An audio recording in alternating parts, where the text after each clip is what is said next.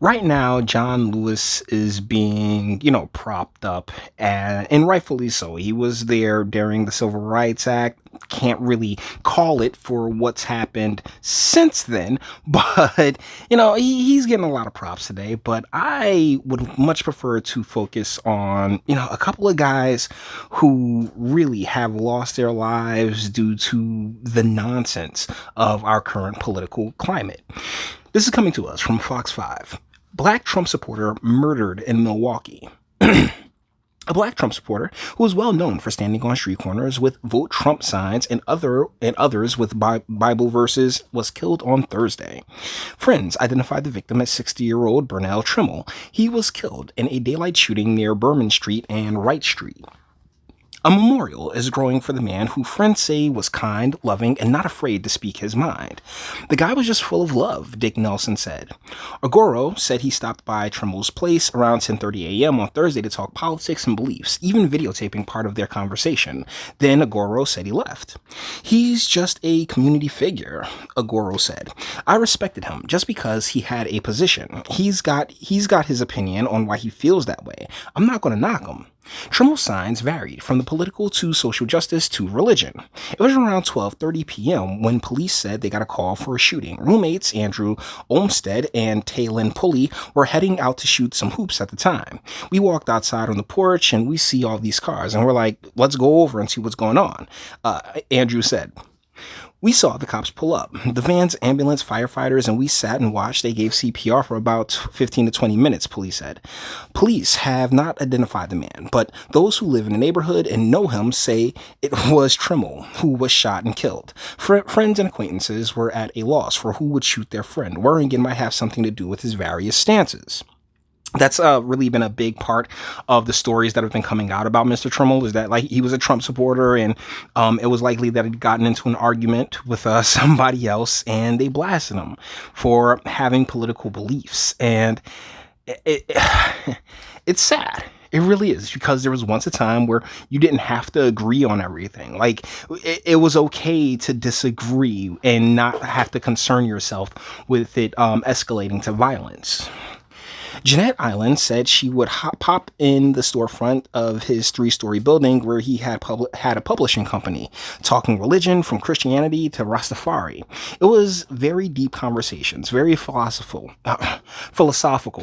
Island said. He was a really great guy. He meant no harm. Milwaukee police says there's not a lot of information about what led up to the shooting and who pulled the trigger. Yeah, but the streets are saying that it was due to his political positions. And this is why the silent majority is a thing. Like Tim Pool tried to, like you'll see Tim Pool's content and he's just always sitting there on that cute little fence, like, oh my goodness, no, there's no such thing as silent majority or these polls, man. Like he focuses so hard on the polls. And it's like, dude, no, there is a silent majority. There are a ton of people who are witnessing what's taking place right now in Portland, what's taking place in various parts of the country, and they're like, no, we don't want any part of that, because this country, whether you believe it or not, is based and built upon a set of values that include, your right to your opinion.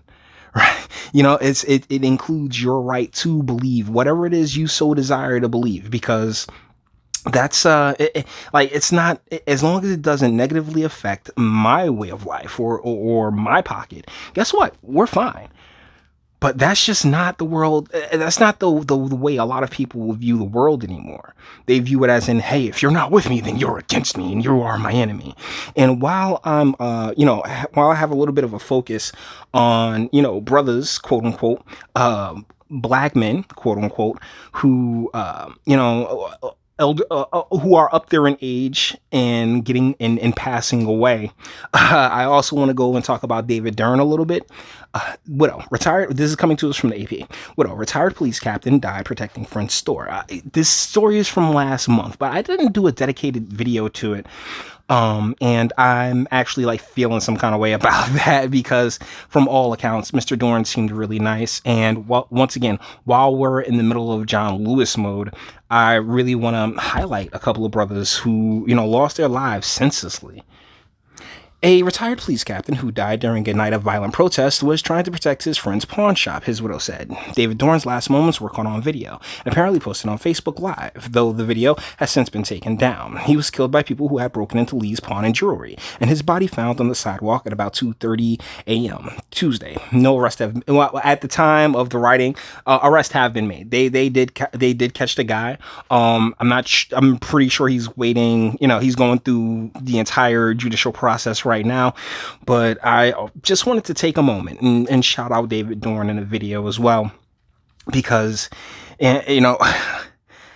I've been around so many fantastic quote unquote black men, from my father to a gentleman by the name of Mr. Marshall, like Uncle Van, like my godfather, Uncle Johnny, my one of my favorite uncles, Uncle Bubba. Yeah, I got Uncle Bubba.